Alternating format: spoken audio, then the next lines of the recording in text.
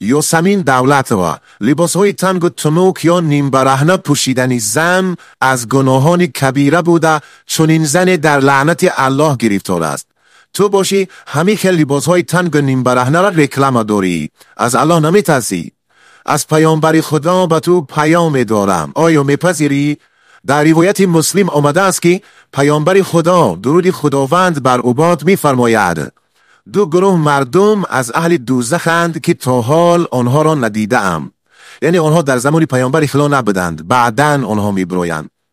در این حدیث پیامبر خدا صفتهای یکی از آن دو گروه دوزخی را چنین بیان فرمودند، یعنی گروه دوم زنانی هستند که لباس پوشیده اند ولی با وجود لباس پوشی برهنه و لوچ هستند، یعنی لباس آنها تنگ و تنوک یا نیم برهنه است.